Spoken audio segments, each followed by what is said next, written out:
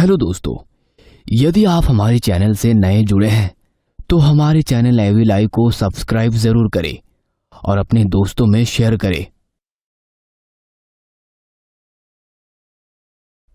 Chambal road पर एक सफेद रंग की कार हवा से बातें करते हुई दौड़ी जा रही थी। कुछ दूरी पर बैठा एक फॉरेस्ट गार्ड गाड़ी को इतनी रफ्तार से जाता देख अपने हाथ में रखी खैनी को और जोर से रगड़ते हुए बोला, लगता है आज इस कमीने को खाना मिल जाएगा।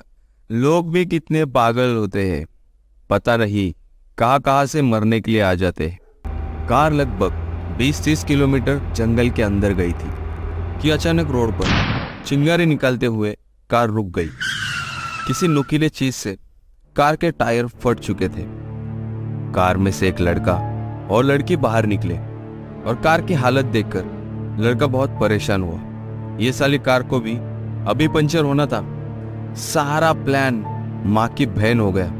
खुद से कहते हुए लड़का तुरंत ही टायर बदलने में लग गया, पर उसे पल पल ऐसा महसूस हो रहा था झाड़ियों के पीछे से उसे कोई देख रहा है। उसने आसपास ध्यान से देखा पर कुछ न दिखाई देने पर महज उसे अपने दिमाग का भ्रम मान के वो वापस टायर बदलने में लग गया। लड़की भी झाड़ियों में टॉयलेट के लिए चली गई। तभी एक आवाज गूंजी और जंगल के सारे पक्षी आसमान में उड़ने लगे।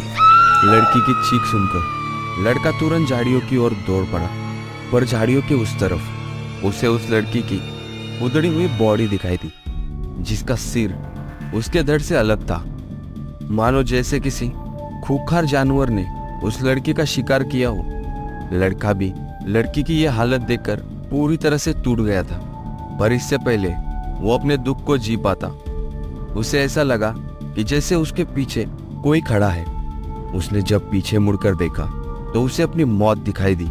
उसके सामने एक भयानक दानव दिखा, जिसके पूरे बदन पर सिंह उभरे हुए थे, जो अपने 2 पैरों पर किसी इंसान की तरह खड़ा था, पर उसकी उंगलियां किसी जानवर की तरह थी और उसकी एक आंख किसी भेड़िया की तरह चमक रही थी और दूसरे में मौत का अंधेरा दिखाई दे रहा था। पर वो लड़का उससे अपनी जान की भीख मांग पाता इससे पहले ही उस दानव ने रॉड से हमला कर लड़के का सिर किसी तरबूज की तरफ फाड़ दिया।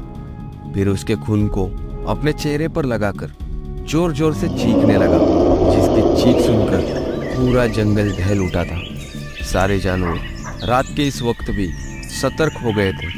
दोनों की लाश को खींचता जंगल के अंदर गायब हो गया।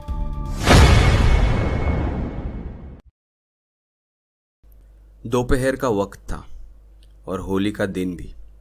भोला अपनी दुकान पर बैठा किसी का इंतजार कर रहा था। तभी उसके सामने एक गाड़ी आकर रुकी, जिससे अतिक बाहर निकला और देखते ही देखते उसके इर्द गिर्द पुलिस के साथ उसके चमचों का भी जमावड़ा लग गया और कुछ ही देर में जाम पर जाम झलकने लगे।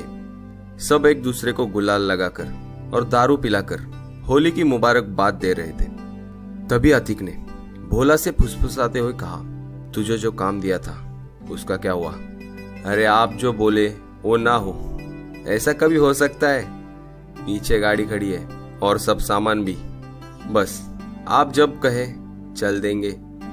भोला की बात सुन अतिक मुस्कुराते हुए अपने हाथ में पकड़ा गिलास पूरा का पूरा भोला के मुंह में उड़ेल देता है। फिर कंधे पर हाथ रख के उसके साथ पीछे खड़ी गाड़ी में बैठ गया और दोनों एक साथ किसी अनजान सफर की ओर चल दिए। और महज 2 घंटे की ड्राइव के बाद अतिक और भोला चंबल के किसी गांव में एक घर के आगे खड़े थे। बुला दोनों को, अतिक ने भोला से कहा। इस पर भोला ने एक सीटी बजाई। सीटी की आवाज सुनते ही लड़कियां शबनम और मिनल अपने घर से निकल के सामने खड़ी थी। दरअसल शबनम अतिक की रखेल थी, मिनल भोला की गर्लफ्रेंड।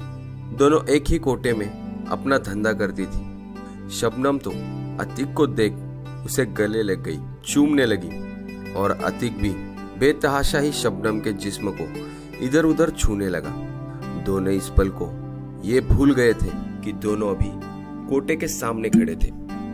फिर भोला के कहने पर अतिक, शबनम और मिनल तीनों कार में बैठ गए। भोला ड्राइव कर इस बार एक होटल के आगे रुका और होटल के कमरे में जाते ही शबनम किसी भूखी शेरनी की तरह अतिक पर टूट पड़ी। अतिक भले ही अपने इलाके का बाहुबली था, लेकिन चंबल आते ही वो शबनम के आगे आत्मसमर्पण कर देता।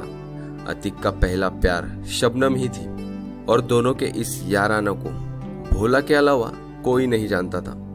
दरअसल अतिक जब बाहुबली नहीं था तब उसकी दोस्ती भोला से हुई और उसे प्यार शबनम से हुआ। शबनम ने ही मीनल को भोला से मिलवाया था और इसके बाद वो दोनों भी एक दूसरे को पसंद करने लगे थे। रात भर एक दूसरे के जिस्म से खेलने के बाद आधी रात को सब लोग जंगल घूमने निकल गए। जैसे जैसे वो लोग जंगल में और अंदर जाते उनके मोबाइल का नेटवर्क काम करना बंद कर देता, पर लगातार चल रही दारू में किसी को होश नहीं था कि अचानक ही तेज आवाज हुई, मानो जैसे बम फटा हो। भोला ने जब कार से उतरकर देखा तो कार का टायर फट गया। भोला और मीनल कार से उतरकर टायर बदलने में जुड़ गए। अतिक और शबनम ने कार की पिछली सीट पर ही एक दूसरे को नोचना शुरू कर दिया। दोनों को किसी सांप के जोड़े की तरह लिपटता देख भोला ने कहा, साला जन्मों से भरा पड़ा हुआ है। अरे कार में भी चुम्मा चाटी करोगे या गाड़ी से उतरकर टायर भी बदलना है? चलो डिक्की में से टायर निकालो जल्दी। भोला की बात सुन अतिक बेमन ही शबनम को छोड़ कार से निकला और डिग्गी के पास जाकर एक जबरदस्त जोहाई लेते हुए उसने कार की डिक्की ऊपर की।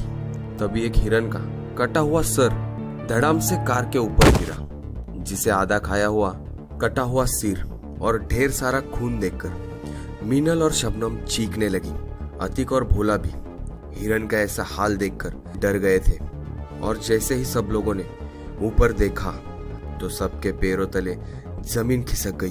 सबको अपनी मौत का डर सताने लगा, क्योंकि ऊपर पहाड़ी पर एक भेड़िया का झुंड उन्हें लगातार घूरा जा रहा था। भेड़ियों को डराने के लिए अतिक ने हवा में एक गोली चलाई, लेकिन एक भी भेड़िया टस से मस नहीं हुआ। फिर अचानक ही आसमान में बारिश की दहाड़ गूंजी और सब लोग भीगने के डर से वापस कार में बैठ गए। बारिश भी लगातार तेज होती जा रही थी। तभी भोला ने देखा कि जो पानी पहाड़ी से रिसता हुआ नीचे गिर रहा था उसका रंग खून की तरह लाल है, या फिर वो खून ही है, क्योंकि जो भेड़िया अब तक ऊपर से उन्हें देख रहे थे वो नीचे सड़क पर आ चुके थे और वही खून चाट भी रहे थे।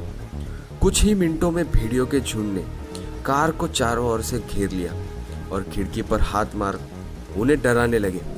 अतिक भी अपने रिवॉल्वर भर निशाने लगाया बैठा था, पर शबनम और भोला के कहने पर उसने अब तक खुद को रोक लिया था कि एक बार फिर किसी अजीब जानवर की खूंखार दहाड़ गूंजी, जिसे सुन सारे भेड़िए एक एक कर वापस जंगल की ओर चले गए।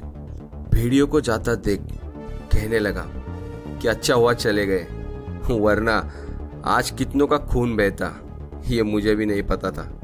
पर अतिक को कहाँ पता था, ये तो बस उनके बुरे वक्त की शुरुआत थी।